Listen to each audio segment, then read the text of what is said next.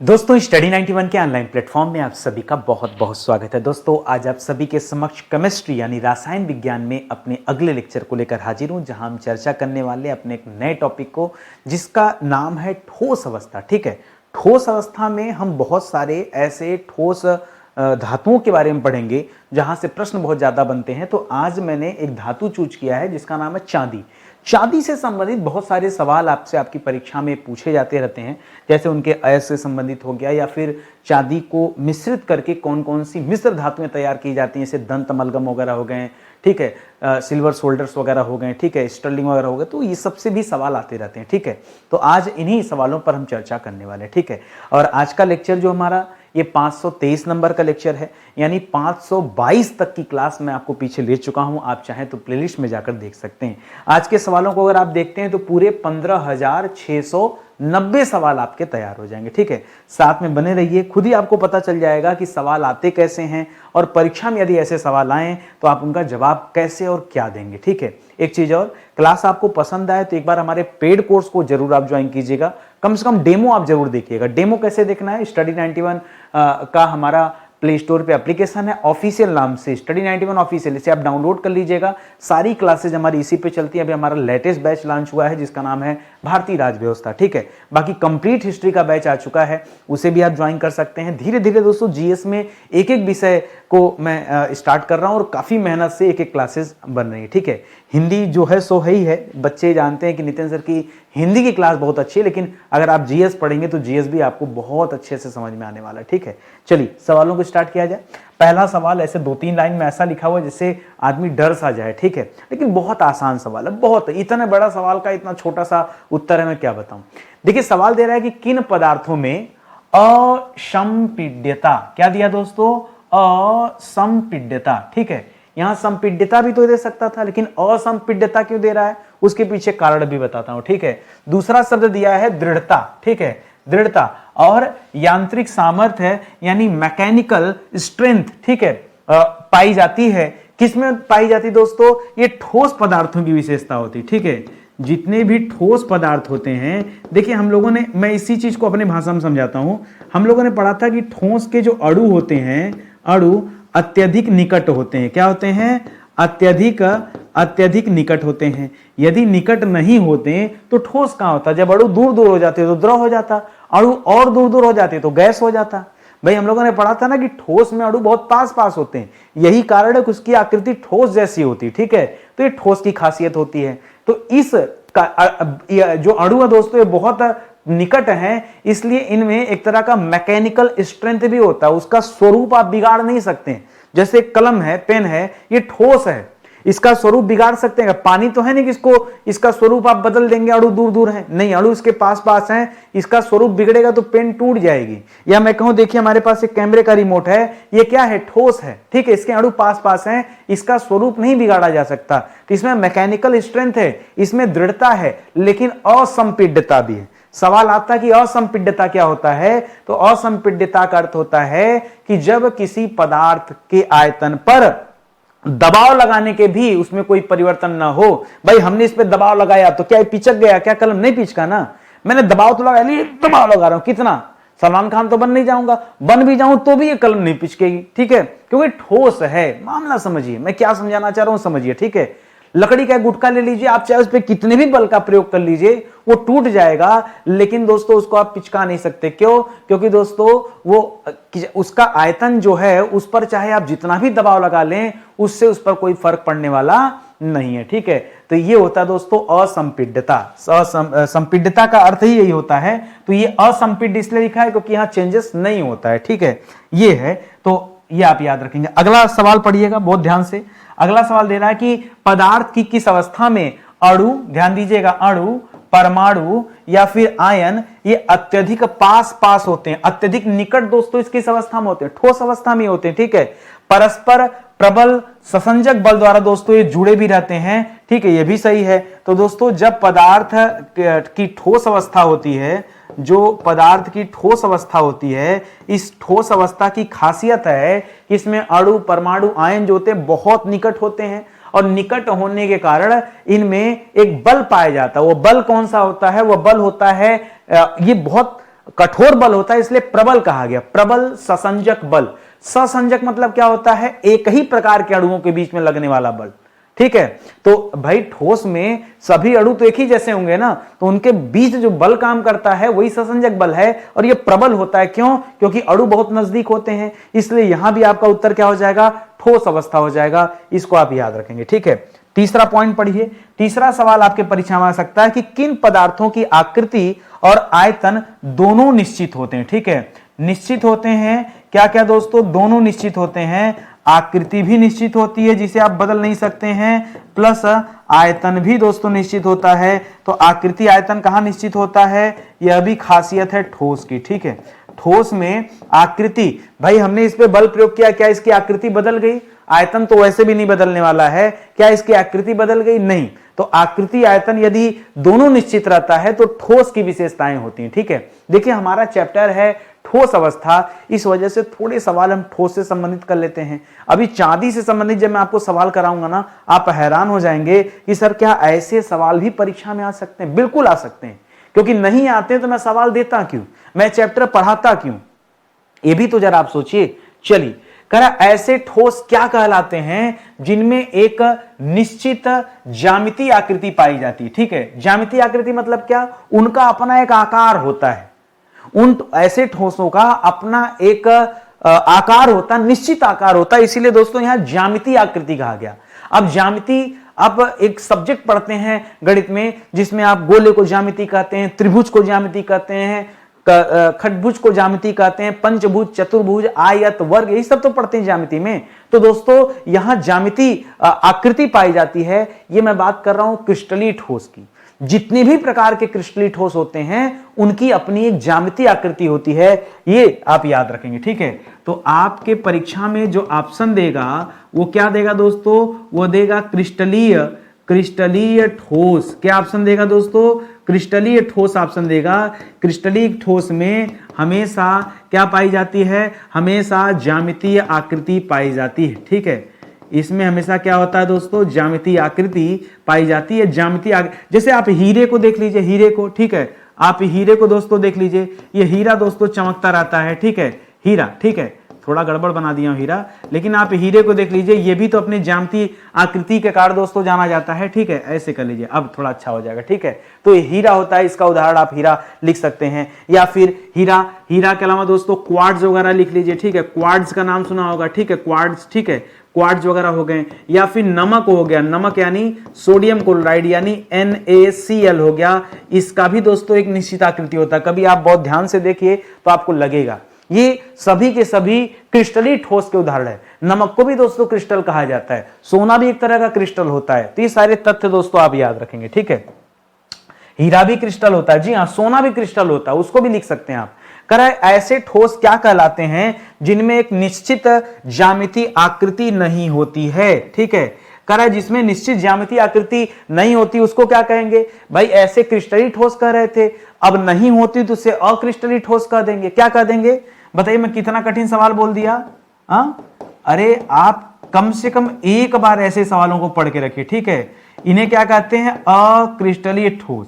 देखिए यहां तक तो बात आसान थी, लेकिन कभी कभी परीक्षा में इसका एक दूसरा नाम दे देता है। ध्यान दीजिएगा, ऐसे पूछता है कि अक्रिस्टलीय ठोस को क्या कहते हैं, इसे अनाकार ठोस भी कहते हैं। अन धन आकार बराबर अनाकार, क्या कहते हैं, अनाकार ठोस, ठीक है। अब यहां बच्चा परेशान हो जाता है, जो कभी नहीं पढ़ा होगा वो सोच ही नहीं पाएगा, जो पढ़ा होगा एग्जाम टाइम में उसके दिमाग में बातें आ जाएंगी। अनाकार मतलब अन धन आकार बराबर अनाकार, जिसका कोई आकार नहीं, आकार होता तो क्रिस्टलीय में हो जाता, ये अनाकार ठोस हो जाता है, ये आप याद रखेंगे, ठीक है। ये बहुत अच्छा सवाल हो जाएगा। आगे बढ़िए अगले सवाल पर। कर किसी प्रबल बल के कारण, अभी हम लोग पीछे पढ़ रहे थे दोस्तों कि ठोस के मध्य, हम लोग क्या पढ़ रहे थे, एक बार मैं आपको याद दिला दूं, तो हम लोग पढ़ रहे थे ठोस के मध्य प्रबल ससंजक बल पाया जाता है। क्या पाया जाता है, प्रबल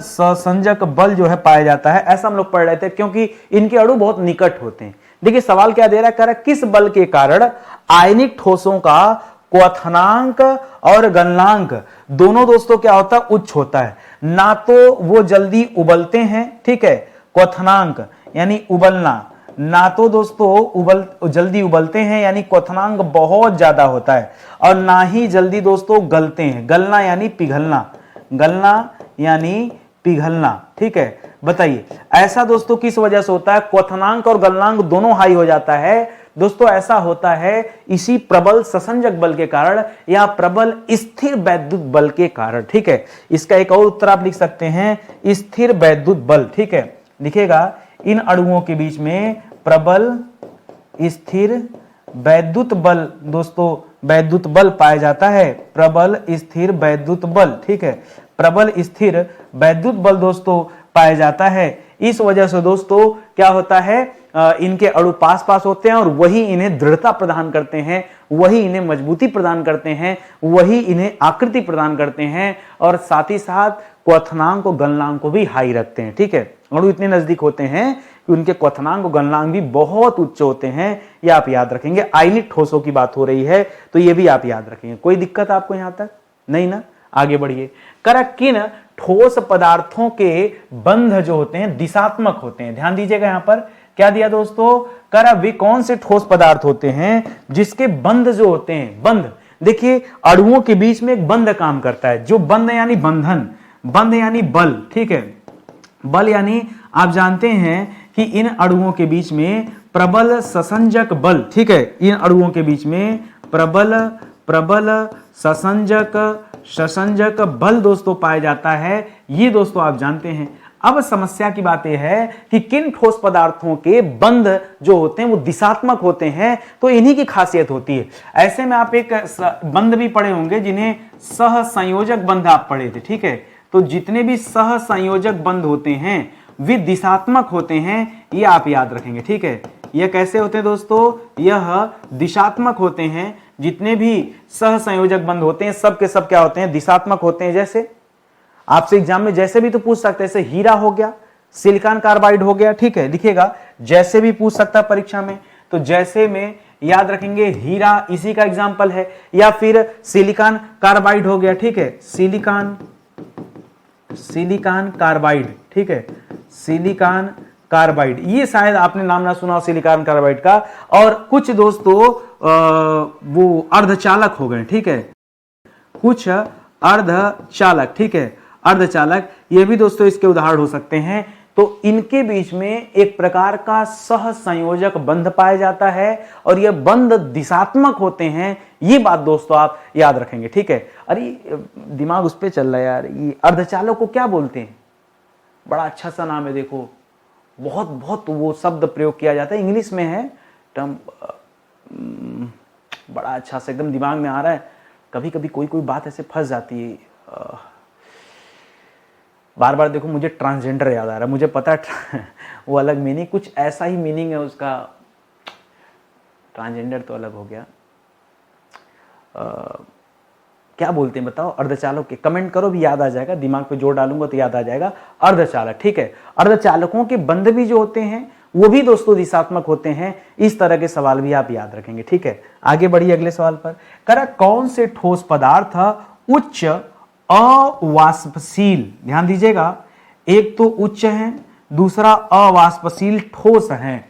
अवाष्पशील मतलब देखिए वाष्पशील यानी जो भाप बन जाए, लेकिन ऐसे ठोस जो अवाष्पशील होते हैं ये एक तरह के क्रिस्टल होते हैं जिन्हें सहसंयोजक क्रिस्टल कहते हैं। क्या कहते हैं? इन्हीं को हम क्या कहते हैं? सहसंयोजक क्रिस्टल दोस्तों कहते हैं। अवाष्पशील ठोस होते हैं, जैसे चाहे इसे अवाष्पशील ठोस कहिए या आयनिक ठोस भी कह सकते हैं, ठीक है। इसी को आप क्या कह सकते हैं? इसी को आप आयनिक ठोस भी दोस्तों कह सकते हैं, ठीक है। आयनिक ठोस का अच्छा उदाहरण बता दीजिए। आयनिक ठोस का एक अच्छा सा उदाहरण बताइए। एक अच्छा सा उदाहरण है नमक। नमक यानी NaCl यानी सोडियम क्लोराइड, ठीक है। सोडियम क्लोराइड, यह दोस्तों इसका अच्छा सा एग्जाम्पल है, यह भी दोस्तों याद रखेंगे, ठीक है। क्या है ना कि आप पढ़ तो लेते हैं लेकिन एग्जाम्पल नहीं होता तो दिमाग में भूल जाते हैं, ठीक है। तो भूलना नहीं, आपको एक एक चीजें आप याद रखेंगे। आगे बढ़िए अगला सवाल। कह रहा कौन से ठोस पदार्थ विद्युत के कुचालक होते हैं? ध्यान दीजिएगा, सुचालक की बात नहीं हो रहा है, अभी कुचालक की बात हो रहा है, यानी जहां जो विद्युत के अवरोधक होते, कुचालक यानी क्या मतलब, कुचालक यानी अवरोधक, ठीक है, जहां से विद्युत पास नहीं कर सकता वे अवरोधक के रूप में जाने जाते हैं। ये कौन से होते हैं, ये जितने भी सहसंयोजक क्रिस्टल होते हैं, जितने भी सहसंयोजक क्रिस्टल होते हैं, ये सभी के सभी क्या होते हैं दोस्तों, अवरोधक ही होते हैं। ये विद्युत के कुचालक होते हैं। इसका मतलब नमक भी कुचालक हो जाएगा, ठीक है। उसको रुकिए, अभी मैं चीज और आपको अलग से बताता हूं, ठीक है। मैक्सिमम की बात हो रहा है तो लिखेगा या प्रायः लिखेगा या अधिकांश लिखेगा, ठीक है, प्रायः या अधिकांशतः। जैसे जैसे लकड़ी हो गया, जैसे प्लास्टिक हो गया, समझिएगा, लकड़ी हो गया, प्लास्टिक हो गया, जैसे अभ्रक हो गया, ठीक है, अभ्रक हो गया, ये सब कुचालक के रूप में दोस्तों आते हैं, ठीक है। रबड़ हो गया, कांच हो गया, ठीक है, रबड़ हो गया, कांच हो गया, ठीक है, रबड़, कांच या अभ्रक, ये सभी के सभी किसके होते हैं, विद्युत के कुचालक के रूप में दोस्तों जाने जाते हैं। इनको आप याद रखेंगे, और ये सभी के सभी एक तरह से सहसंयोजक क्रिस्टल भी होते हैं, ये भी आप याद रखेंगे, ठीक है। अच्छा, ये सहसंयोजक क्रिस्टल के अलावा एक शब्द और लिखेगा, अधिकांश गैर धात्विक जो पदार्थ होते हैं उनमें इनकी बात आती है, ठीक है। क्या, इसके अलावा दोस्तों आप याद रखेगा अधिकांश वाले में, यहां पे याद रखेगा गैर धात्विक पदार्थ, यानी जिसमें धातु नहीं होता है, ठीक है। गैर धात्विक मतलब जिसमें धातु नहीं होता है, ठीक है। धातु मतलब सोना, चांदी, तांबा, एल्युमिनियम, लोहा, ये सब धातुएं हैं। अभी जो धातुएं होती दोस्तों, ये तो खतरनाक होती हैं, ये सब विद्युत की सुचालक होती हैं। लेकिन अधातुएं जो होती हैं, अधातुएं, ये सब अधातु के अंतर्गत आ सकता है, ठीक है। तो ये जो होते हैं विद्युत के कुचालक होते हैं, ये अभी आप याद रखेंगे। देखिए, मैं आपको ऑप्शन तो नहीं दे रहा हूं, लेकिन एग्जामिनर भी क्या ऑप्शन देगा उस पर भी तो हमें ध्यान देना पड़ेगा कि क्या किस प्रश्न का वो कैसा ऑप्शन बना सकता है। इसीलिए मैं कई बार कई उत्तर आपको नजर आते हैं। अब देखिए, जैसे ही सवाल है, सवाल दे रहा आपके सामने, पढ़िएगा ध्यान से, सवाल दे रहा आपके सामने कि कौन से ठोस पदार्थ अच्छे विद्युत रोधी होते हैं। विद्युत रोधी का मतलब क्या होता है, विद्युत के अवरोधक, विद्युत के अवरोधक, यानी जहां से बिजली जो है ये पास नहीं कर सकता, ऐसे ठोस पदार्थ बताइए जो अवरोधक होते हैं। तो आप अभी पीछे तो पढ़े हैं, आप लिखिए कि जितने भी गैर धात्विक खनिज होते हैं, ठीक है, जितने भी गैर धात्विक पदार्थ होते हैं, ये सभी के सभी इसी के उदाहरण होते हैं। जैसे आपने पीछे लकड़ी पढ़ा था, जैसे आपने पीछे प्लास्टिक पढ़ा था ना, जैसे आपने पीछे रबड़ पढ़ा था, जैसे कांच पढ़ा था, जैसे अभ्रक पढ़ा था आदि, ठीक है, अभ्रक आदि, ये जितने भी गैर धात्विक होते हैं, ये सभी के सभी क्या करते हैं दोस्तों, ये कोई भी विद्युत का सुचालक है ही नहीं, सब विद्युत के कुचालक हैं। भाई, विद्युत के तार को अगर आप इन सब चीजों से टच करेंगे तो करंट नहीं लगेगा, क्यों, यहां से विद्युत का प्रवाह होता ही नहीं है। इसे आप आणविक क्रिस्टल भी बोल सकते हैं। एक शब्द यहां लिखिएगा, मान लीजिए गैर धात्विक पदार्थ न दे करके यहां एक नया शब्द आपके एग्जामिनर दे दे, आणविक क्रिस्टल। क्या शब्द दे दे, आणविक क्रिस्टल, तो भी दोस्तों आप याद रखेगा ये सभी के सभी आणविक क्रिस्टल के उदाहरण है, ठीक है। भाई, हर ठोस किसी न किसी प्रकार के अणु से तो बना है, ठीक है, और इनका एक आकृति, ठीक है, तो आणविक क्रिस्टल भी बोल सकते हैं आप। हालांकि गैर धात्विक पदार्थ ज्यादा बेस्ट आंसर है, इस वजह से उसको मैंने पहले लिखा है, ठीक है। आगे बढ़िए, करा कौन से ठोस पदार्थ विद्युत के सुचालक होते हैं, ठीक है, जहां से करंट जो है दोस्तों, जहां से करंट यानी जो विद्युत है वो पास कर सकता है, ठीक है, पास, ठीक है, हो जाता है, वो आघात वर्धनीय है, ठीक है, आघात वर्धनीय, ठीक है, आघात वर्ध भी इसको बोलते हैं, ठीक है, आघात वर्ध भी बोल सकते हैं, ठीक है। आघात यानी उस पर आघात किया जा सकता है, और तन्य यानी तन्यता का गुण है उनके अंदर, ठीक है, तन्यता यानी तनना यानी खींचना, ठीक है, खींचना समझ रहे हैं ना, तन्यता यानी हो गया उसको खींच करके आप उसकी साइज बढ़ा सकते हैं। जैसे सोना को देख लीजिए, सोने को पतले तार के रूप में बनाया जा सकता है, ठीक है। तो तन्यता का गुण ये धातु में पाए जाते हैं। सुचालकता आघातवर्धनीयता और तन्यता, ये तीनों गुण ये धात्विक क्रिस्टल के गुण हैं या धात्विक पदार्थों के गुण हैं, तो इनको लिखिएगा धात्विक पदार्थ। ठीक है, ये धात्विक पदार्थ की खासियत होती है कि जितने भी धात्विक पदार्थ हैं ये विद्युत के सुचालक होते हैं। इनमें तन्यता का गुण पाया जाता है, चमक का गुण भी पाया जाता है, आघातवर्धनी होते हैं। ये सारी बातें आप याद रखेंगे। ठीक है, और आगे बढ़िए, कह रहा किन ठोस पदार्थों में परमाणु जो होता है ये विस्तृत सहसंयोजक नेटवर्क से दोस्तों बंधा होता है। ठीक है, क्या लिखा है, ऐसे ठोस पदार्थ जिसमें परमाणु विस्तृत नेटवर्क से दोस्तों बंधा होता है। क्योंकि ये दोस्तों सहसंयोजक नेटवर्क से बंधा हुआ है, इस वजह से इसे हम क्या कहते हैं, इसे हम नेटवर्क क्रिस्टल कहते हैं। क्या कहते हैं, नेटवर्क क्रिस्टल। क्यों नेटवर्क क्रिस्टल कहते हैं, क्योंकि परमाणु जो है ये विस्तृत सहसंयोजक नेटवर्क से बंधा हुआ है। जैसे यहां पर एग्जांपल दे दिया कि सर इसका उदाहरण बताइए। सबसे बड़ा उदाहरण है हीरा। हीरा कार्बन का अपरूप होता है और हीरा एक विशेष नेटवर्क के तहत दोस्तों बंधा होता है। ये हीरा आप याद रखेंगे। दूसरा एग्जांपल दोस्तों आप ग्रेफाइट लिखिएगा। ग्रेफाइट भी दोस्तों क्या होता है, यह भी एक विशेष सहसंयोजक नेटवर्क द्वारा बंधा होता है, यह भी याद रखिएगा। इसी तरह से सिलिकॉन डाइऑक्साइड लिखिएगा। ठीक है, सिलिकॉन डाइऑक्साइड, सिलिकॉन डाइऑक्साइड भी दोस्तों क्या होता है, यह भी एक प्रकार के विशेष नेटवर्क से बंधा होता है। तो ये सारी बातें याद रखिए, पता नहीं कब क्या परीक्षा में कहां से पूछ लिया जाए, तो पहले से अलर्ट रहिए और समझते रहिए। चलिए और आगे चलते हैं। अगला सवाल दे रहा है कि नेटवर्क क्रिस्टल ठोस पदार्थों के उदाहरण कौन कौन से। अभी मैंने आपको उदाहरण दिया, 2-3 उदाहरण कि देखिए हीरा इसी का उदाहरण है, देखिए अभ्रक इसी का उदाहरण है, देखिए सिलिकॉन डाइऑक्साइड इसी का उदाहरण है। ठीक है, सिलिकॉन डाइऑक्साइड जो है दोस्तों अभी थोड़ी देर पहले मैंने आपको दिया, अब फिर से देखिए सिलिकॉन डाइऑक्साइड जो दोस्तों इसी को क्वार्ट्ज कहते हैं।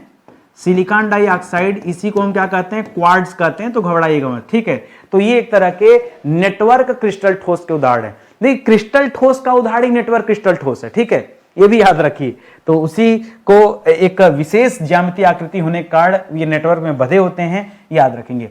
किस प्रकार के पदार्थ ताप और विद्युत, ध्यान दीजिएगा, ताप और विद्युत दोनों के सुचालक होते हैं। ऐसे कौन से पदार्थ होते हैं जो ताप के भी सुचालक होते हैं, विद्युत के भी सुचालक होते हैं, तो खास करके धातुएं, ये जितनी भी मेटल्स होती है ना, ये जितने भी मेटल्स होते हैं ये सभी के अंदर दोस्तों ऐसे ही गुण पाए जाते हैं। जैसे वही तांबा, चांदी। आप देखिए सबसे ज्यादा विद्युत की सुचालकता कहां पाई जाती है, चांदी में। ठीक है, चांदी हो गया, तांबा हो गया, एल्यूमिनियम हो गया। ठीक है, एल्यूमिनियम हो गया। ठीक है, तो ये सब दोस्तों आप याद रखिएगा, ये सभी के सभी क्या होते हैं, धातुएं। ये ताप और विद्युत दोनों की सुचालकता है, इनके अंदर पाई जाती है, ये आप याद रखेंगे। ठीक है, यानी ताप का गमन भी हो सकता है और इसका विद्युत का भी हो सकता है, याद रखेंगे। कह रहे कौन से ठोस पदार्थों में धात्विक चमक पाई जाती है। ठीक है, जो चमकते हैं, ऐसे ठोस पदार्थ जो चमकते हैं उसे हम क्या कहते हैं, अरे भाई उसे तो हम धातु कहते हैं। धातुएं जो होती हैं इसी में तो चमक के गुण होते हैं। देखिए धातुएं में कौन कौन से गुण होते हैं, जैसे धातुओं में चमक के गुण पाए जाते हैं, धातुओं में तन्यता के गुण पाए जाते हैं, तनते हैं। ठीक है, धातुओं में और क्या आघातवर्धनीय होते हैं। ठीक है, आघातवर्ध होते हैं। ठीक है, धातुओं में सुचालकता का गुण पाया जाता है। ठीक है, तो ये सब दोस्तों किसका गुण है, ये सब विशेषताएं हैं, धातुओं की विशेषताएं हैं, इसे आप याद रखेंगे। अभी तक तो मैंने सिर्फ आपको धातु और ठोस इन दोनों के कॉम्बिनेशन से जो जो सवाल बने हैं मैंने वो सब सवाल बताया। अभी चांदी का एक सिंगल सवाल आपने नहीं पढ़ा और अब हम शुरू करने चल रहे हैं चांदी के सवालों को। ठीक है, लेकिन उसके पहले मैं आपको बता दूं कि जो हमारी क्लास चल रही है सभी सरकारी परीक्षाओं के लिए इंपॉर्टेंट है। कई बार बच्चा कंफ्यूजन में होता है, सर ये किसके लिए पढ़ रहे हैं। देखिए आपकी परीक्षा में अगर साइंस से सवाल आ रहे हैं और केमिस्ट्री से सवाल आ रहे हैं तो आप इस क्लास को देख लीजिए। अरे कहाँ फिजिक्स, केमिस्ट्री, बायोलॉजी में बहुत ज्यादा क्लास है, मुश्किल से 45-50 क्लास फिजिक्स में है, 45-50 क्लास आपकी केमिस्ट्री में भी होगी और बायोलॉजी में थोड़ी ज्यादा हो जाएगी। बायोलॉजी में उसमें बॉटनी वगैरह भी आ जाता है, जूलॉजी का पार्ट आ जाता है, तो थोड़ा सा वो बड़ा हो सकता है, तो 10-5 लेक्चर एक्स्ट्रा आप कर लीजिए, 60 मान लीजिए, 65 मान लीजिए। अधिकतम 70 मान लीजिए, तो इतने में आपका बायोलॉजी जो है कवर हो जाएगा। तो अगर साइंस के सवाल आते हैं तो कम से कम इतनी क्लास तो आप जरूर देखिए। और मेरी क्लास में कहीं नुकसान भी तो आपको नहीं होता है भाई। अगर आप एक्स्ट्रा जान जाएंगे तो नुकसान करेगा क्या, ऐसा भी तो कुछ नहीं है। तो आराम से आइए, क्लास ज्वाइन कीजिए। अब तक मैंने आपको 7 विषय पढ़ा दिया, एंशियंट, मिडावल, मॉडर्न, प्राचीन भारत का इतिहास, मध्यकालीन भारत का इतिहास, आधुनिक भारत का इतिहास, ये तीनों मैंने कंप्लीट करा दिया। इसी तरह से पूरा संविधान पढ़ा दिया, पूरा विश्व का भूगोल पढ़ा दिया, भारत का भूगोल पढ़ा दिया, पूरी फिजिक्स पढ़ा दिया। अब केमिस्ट्री पढ़ रहे हैं। जैसे केमिस्ट्री कंप्लीट होगा हमारा, हम लोग फिर बायोलॉजी को स्टार्ट करेंगे। तो घबराइए नहीं, आराम से आप क्लास में केवल बने रहिए, ठीक है। चलिए आगे बढ़ा जाए, अपने अगले सवालों पर आ जाए।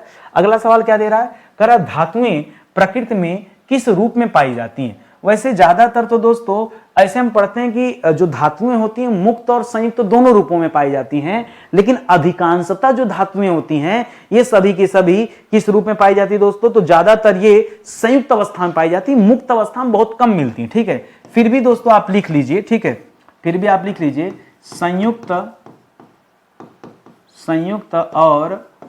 और मुक्त अवस्था, ठीक है। संयुक्त अवस्था और मुक्त अवस्था ये दोनों रूपों में दोस्तों पाई जाती है। क्या है ना कि मैं अगर आपको एक पढ़ा के चला जाऊं और मान लीजिए सवाल परीक्षा में कोई इतना आ जाए कि धातुएं कितने रूप में पाई जाती हैं, तब तो बताना पड़ेगा 2 ना, तब तो आप एक नहीं कहेंगे ना। हाँ, अधिकांशतः संयुक्त रूप में पाई जाती है, खनिजों के रूप में वो अपनी जगह है, तो लिखिएगा अयस्कों के रूप में, ठीक है, लिखिएगा अधिकांशतः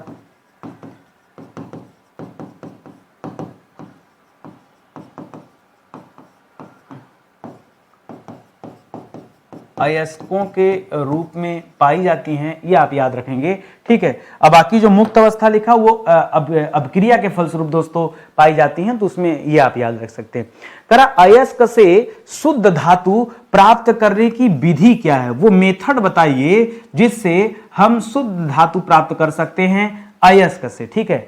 अयस्क से शुद्ध धातु कैसे प्राप्त किया जाता है, इसके लिए पूरा एक विज्ञान है, ठीक है, इसके लिए पूरा एक विज्ञान है और उस विज्ञान को कहा जाता है धातु कर्म विज्ञान। क्या कहा जाता है, धातु कर्म विज्ञान, जहां से धातुओं के निष्कर्षण के बारे में हमें पता चलता है, ठीक है।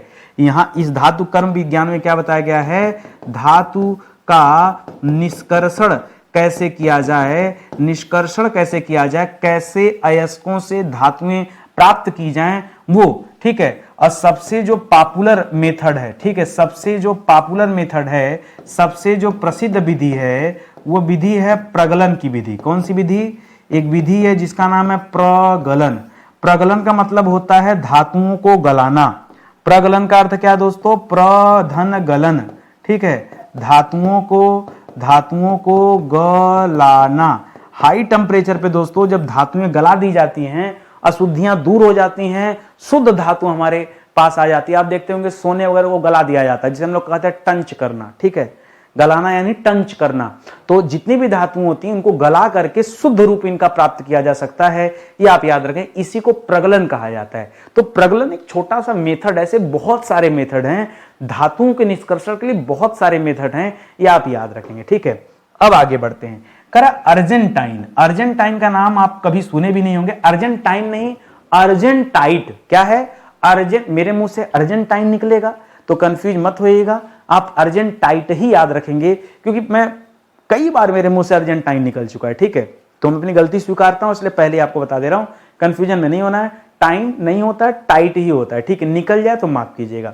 तो अर्जेंटाइट जो होता है ये किस धातु का दोस्तों अयस्क है, तो आज का हमारा चैप्टर है दोस्तों चांदी पर बेस्ड है, इस वजह से ये सवाल थोड़ा सा आसान हो गया कि चलो ठीक है, ये तो आसान सवाल होगा कि ये अर्जेंटाइट जो है ये चांदी का अयस्क है। कोई दिक्कत यहां तक, ठीक है। इसका फार्मूला क्या होता है, वैसे चांदी को तो दोस्तों Ag लिखते हैं, चांदी को क्या लिखते हैं, Ag लिखते हैं, लेकिन ये जो अर्जेंटाइट है दोस्तों इसका फार्मूला होता है, यह Ag हो जाता है 2 पे और यहां S जुड़ जाता है तो Ag2S याद रखेंगे, ठीक है। अर्जेंटाइट का फार्मूला क्या होता है, Ag2S, ठीक है। यस जो है दोस्तों कैपिटल में होता है, ये आप याद रखेंगे, ठीक है। जैसे कार्बन डाइऑक्साइड में हम लोग CO2 लगाते हैं, ऑक्सीजन में O2 लगाते हैं, हाइड्रोजन में H2 लगाते हैं, नाइट्रोजन में N2 लगाते हैं, उसी तरह से Ag2 यहां पे लगाइएगा, ये भी आप याद रखेंगे, ठीक है। चलिए अगला सवाल दे रहा दोस्तों, चांदी को अन्य किस नाम से जानते हैं? जैसे सवाल आया, बच्चा कहा सर चांदी को सिल्वर बोलते हैं। अच्छा, ये तो नया सवाल बता दिया तुमने कि चांदी को सिल्वर बोलते हैं। दूसरे बच्चे ने कहा नहीं सर, हम एक शब्द जानते हैं, चांदी को रजत कहा जाता है। एक्चुअली न एग्जामिनर को चांदी जानना था, न सिल्वर जानना था, न रजत जानना था, उसको एक नया शब्द जानना था जो अन्य नाम है। इसको कहा जाता है अर्जेंटम। क्या कहा जाता है? अर्जेंटम। ठीक है, अर्जेंटम। जी हाँ दोस्तों, चांदी का ही दूसरा नाम क्या है? अर्जेंटम है। ये आप याद रखेंगे। तो एग्जामिनर रजत नहीं सुनना चाहता था। एग्जामिनर, देखिए इतना गधा एग्जामिनर भी नहीं है, ठीक है। एग्जामिनर पढ़ा लिखा महान व्यक्ति है, ठीक है। तो ऐसे ऊट पटांग के सवाल वो करता जरूर है, लेकिन उसका उत्तर भी उसी अनुरूप हो जाता है। तो ये जो शब्द है ना अर्जेंटम, इसी अर्जेंटम से आपने कभी नहीं सोचा कि चांदी का नाम एजी कहीं रखा है? यस रख दिया होता तो सल्फर नहीं हो जाता, फिर एसआई रख दिया होता तो सिलिका नहीं हो जाता। आपके पास भी सब दिमाग है। एसआई सब रख दिया होता, अरे मूर्ख इंसान, कहीं 3 लेटर वाला कोई नाम पढ़ा? प्रतीक चिन्ह में 2 ही लेटर होता है ना। हाँ सर, तो क्या रखते? एजी रखो ना। एजी क्यों? सिल्वर तो बाद में पढ़ा ना। पहले तो दोस्तों इसे क्या कहा जाता था? अर्जेंटम कहा जाता था। इसी अर्जेंटम से तो एजी बना है। इसी अर्जेंटम से क्या बना है? यह एजी शब्द निर्मित हुआ है, ठीक है। एजी शब्द निर्मित हुआ है, ये आप क्यों भूल रहे हैं? ठीक है, इसी अर्जेंटम से एजी शब्द बना है। रुकिए थोड़ा आगे पीछे कर लेते हैं, नहीं तो ये बोर्ड हैंग कर रहा है। ठीक है, अब सही हो जाएगा। कोई दिक्कत यहां तक? नहीं होगा भी नहीं दिक्कत। आगे सुनिए, कह चांदी के किस अयस्क को क्या कहा जाता है? सिल्वर ग्लांस कहा जाता है, ठीक है। ग्लांस कभी ऐसे दे देगा, कभी कभी ग्लांस को ऐसे भी लिख देता है, ठीक है। तो कह रहा है किसे सिल्वर ग्लांस दोस्तों कहा जाता है? सिल्वर ग्लांस ये किसे कहा जाता है? तो ये जो अर्जेंटाइट था ना, इसी को सिल्वर ग्लांस भी कहा जाता है, ठीक है। ये जो अर्जेंटाइट था, अर्जेंटाइट, ठीक है, अर्जेंटाइट का फार्मूला क्या बताया था? Ag2S, ठीक है। अर्जेंटाइट का फार्मूला क्या बताया था? Ag2S ये बताया था। इसी को सिल्वर ग्लांस भी कहा जाता है। तो कुछ नया सवाल नहीं है, ये भी याद रखिएगा। अच्छा, सिल्वर ग्लांस जो होता है, ये किस रंग का होता है? ये एक बार सवाल आ गया परीक्षा में, याद रखिएगा। संयोगवश सिल्वर ग्लांस का कलर ग से ग्लांस, ग से ग्रे, याद रखिएगा। इसका रंग काला ग्रे जैसा होता है, ठीक है। तो ये बड़ा अटपटा सा उत्तर इसका है, लेकिन आप याद रखेंगे इसका रंग कैसा होता है? इसका रंग होता है काला ग्रे। कैसा होता है दोस्तों? काला ग्रे होता है। ये सिल्वर ग्लांस की बात कर रहा हूं, ठीक है। सिल्वर ग्लांस का रंग जो है का ब्लैक ग्रे जैसा होता है, ये आप याद रखेंगे। अगला सवाल कह रहा है चांदी के अयस्क अर्जेंटाइट का रासायनिक सूत्र क्या है? ऐसा छोटा मोटा सवाल पूछोगे तो अब हमारे बच्चों को याद हो गया है सारी बातें, ठीक है। अर्जेंटाइट का रासायनिक सूत्र क्या है? Ag2S है, और साथ ही साथ इसे और क्या कहते हैं? सिल्वर ग्लांस कहते हैं। ये सवाल भी आप याद रखिएगा। अरे बोलिए ना मुंह से भाई, याद हो रहा धीरे धीरे ना।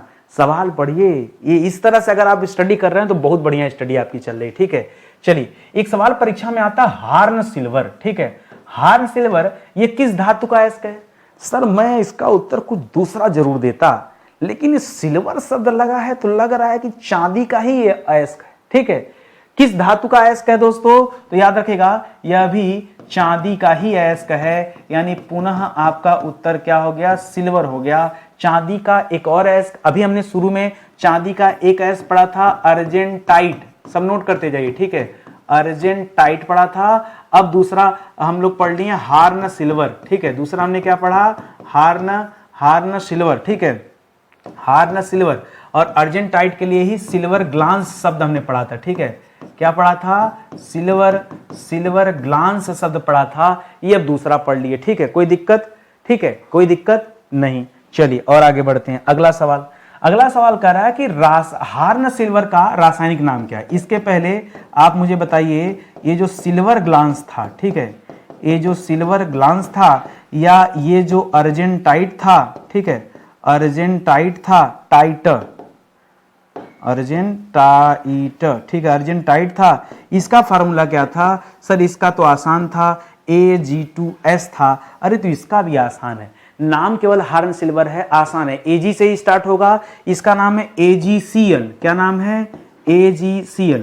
सर AgCl ये तो सिल्वर, Ag माने सिल्वर हो गया और Cl माने क्लोराइड हो गया। इसका मतलब सर ये तो सिल्वर क्लोराइड हो गया। हाँ, तो इसे सिल्वर क्लोराइड भी कहते हैं। जो ये हार्न सिल्वर दिया है इसको सिल्वर क्लोराइड भी कहते हैं, क्लोराइड भी कहते हैं, ये आप याद रखेंगे, ठीक है। जैसे NaCl होता है ना, सोडियम क्लोराइड, उसी तरह से सिल्वर क्लोराइड है। ये तुमने कभी सुना ही नहीं था, तो सुनिए ना, आज सुन लीजिए, क्या दिक्कत है। कभी नहीं सुना तो क्या हुआ, आज सुन लीजिए। अगला सवाल दे रहा है पायरार्जिराइट। पायरार्जिराइट दोस्तों यह किस धातु का अयस्क है? संयोग से पुनः आपका उत्तर है चांदी, ठीक है। फिर से याद रखिए, चांदी में हमने पहला पढ़ा था अर्जेंटाइट। क्या पढ़ा था? अर्जेंटाइट। चांदी में हमने दूसरा पढ़ा था हार्न सिल्वर। क्या पढ़ा था? Horn silver. अच्छा, फार्मूला भी नोट कर लीजिएगा, Ag2S, और इसमें पढ़ा था AgCl। इसमें Ag2 नहीं था, ठीक है, Ag सिल्वर सिर्फ था। अर्जेंटाइन हाँ ठीक है, सिल्वर क्लोराइड यही पढ़ा था, ठीक है। तो ये आप याद रखेंगे हार्न सिल्वर में। अब जो तीसरा हम पढ़ रहे हैं दोस्तों, ये पायरार्जिराइट, तीसरा नंबर नोट करिएगा, पायरार्जिराइट, ठीक है, पायरार्जिराइट, ठीक है। ये आपने पढ़ा, इसको याद रखेंगे। संयोग से देखिए, ये जो पायरार्जिराइट होता है ना, ये लाल रंग का होता है। इसका रंग कैसा होता है? लाल होता है। जैसे आपने हार्न सिल्वर का रंग जो है काला ग्रे देखा था, ठीक है। इसका रंग कैसा देखा था दोस्तों? इसका रंग देखा था, पढ़ाया था मैंने पीछे, इसका रंग होता है काला ग्रे।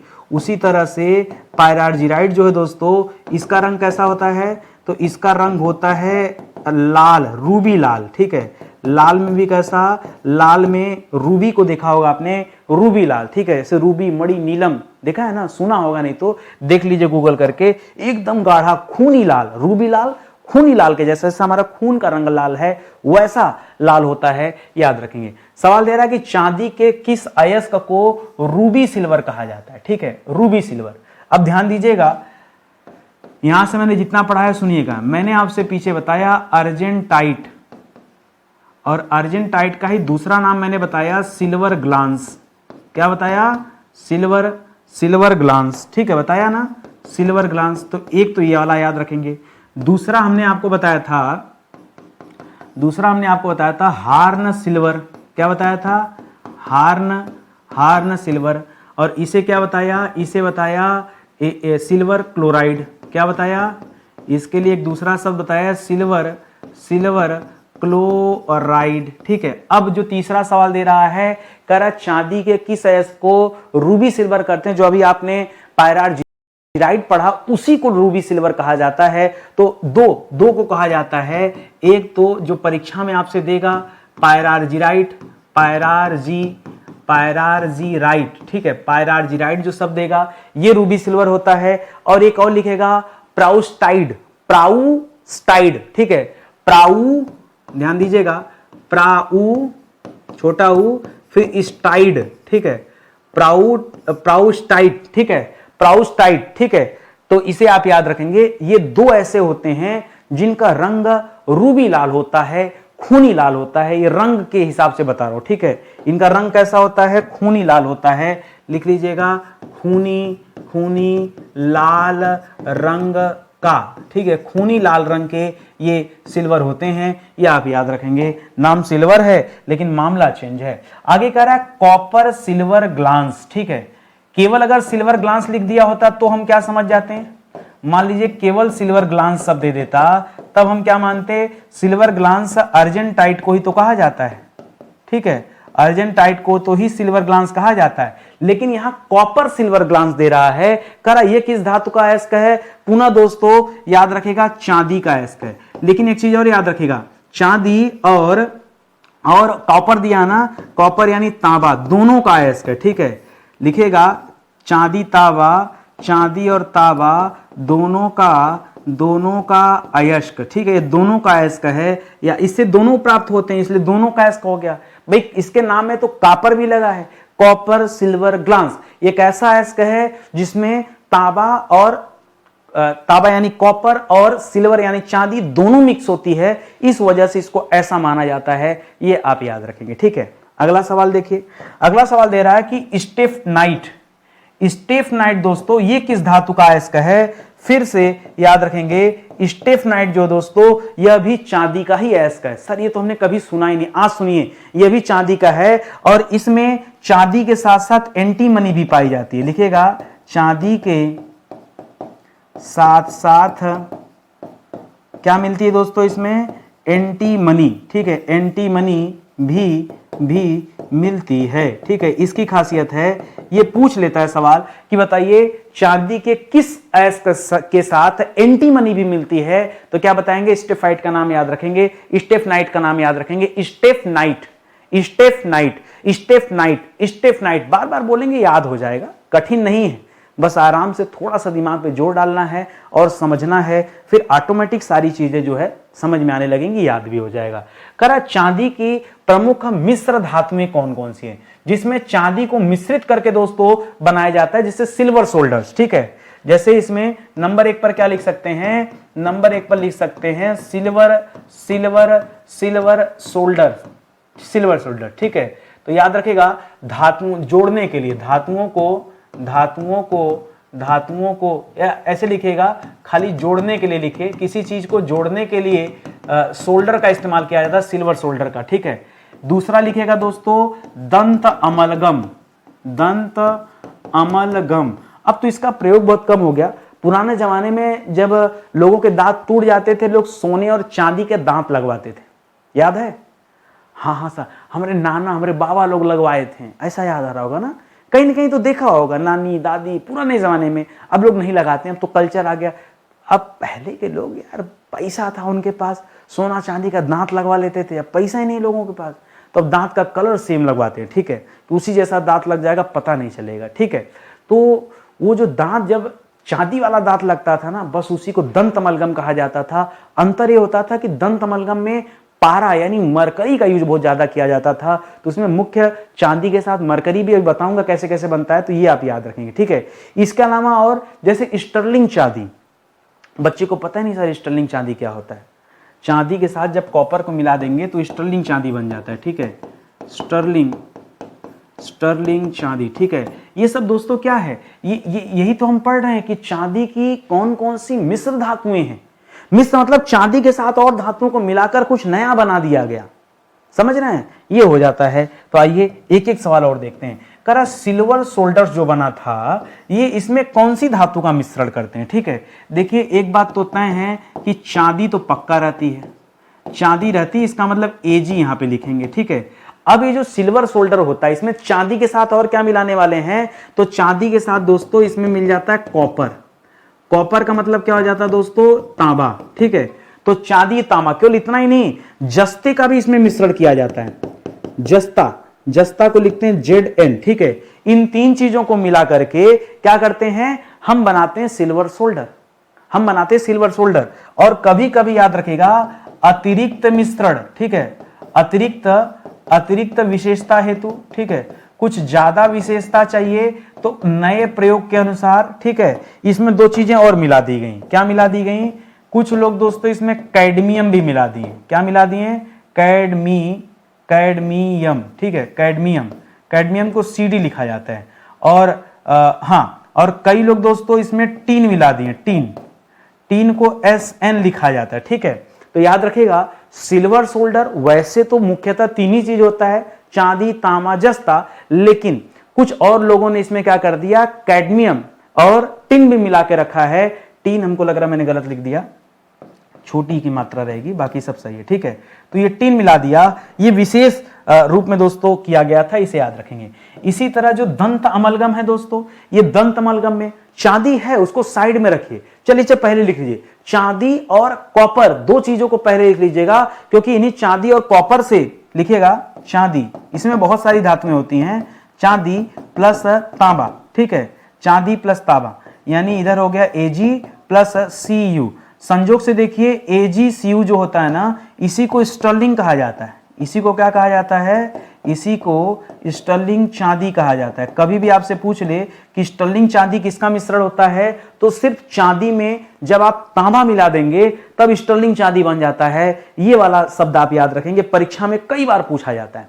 अब जो दंत अमलगम बना रहे हैं इसमें एक्स्ट्रा मिलाएगा, इसमें अब पारा जोड़ दीजिए ला करके। क्या क्या जोड़ेंगे एक्स्ट्रा में, आइए यहां पे आप पारा जोड़ दीजिए। पारा को Hg बोलते हैं, ठीक है, मरकरी, ठीक है। इसके अलावा दोस्तों जो टीन रखे थे, टीन को जो आप Sn लिखे थे उस टीन को भी लाके जोड़ दीजिए। और जो जस्ता बचा हुआ था, जस्ता पीछे वाला, ठीक है, जस्ता, एक काम करिए ना, ये ऊपर वाला कॉपी करने में आसान आ जाएगा, ठीक है, आसान हो जाएगा, क्योंकि ये चांदी तांबा जस्ता है, तीनों जैसे हो जाएंगे। तो यहां लिखिए जस्ता, ठीक है, ये जस्ता यानी Zn आ गया था। और इसके अलावा दोस्तों ये तो ऊपर वाला आ गया था, इसके अलावा यहां लाके क्या आपने जोड़ दिया था, तो इसमें जोड़ दिया आपने टिन जोड़ दिया था, टिन यानी Sn जोड़ दिया था, ठीक है, टिन यानी Sn। और क्या जोड़ दिया था, अभी तो लिखवाया था मैंने, चांदी, हाँ पारा जो सबसे मेन है, पारा यानी Hg, मरकरी बोलते हैं पारा को, तो Hg भी जोड़ दिया। ये दो को और लाके जोड़ दिया, ठीक है, तो ये दो जोड़ दिया और ये जोड़ दिया, बाकी ये है। तो इनसे दोस्तों दंत अमलगम तैयार हो गया, ठीक है। क्या बना, दंत अमलगम। इनका प्रयोग दांत मुंह के दांत के लिए होता था, ठीक है, लिखेगा मुंह का दांत, ठीक है, मुंह का दांत बनाने में दोस्तों इनका इस्तेमाल किया जाता था पुराने जमाने में। अब जमाना चेंज हो गया तो सारी चीजें टेक्नोलॉजी के साथ दोस्तों समाप्त हो गई, ठीक है। तो चलिए सेशन नहीं समाप्त होता है। देखिए 30 सवाल ही लेकर आता हूं, लेकिन मैं बहुत विधिवत सवाल लेकर आता हूं। पढ़ के आपको लग रहा होगा कि नहीं सर क्वालिटी कंटेंट है।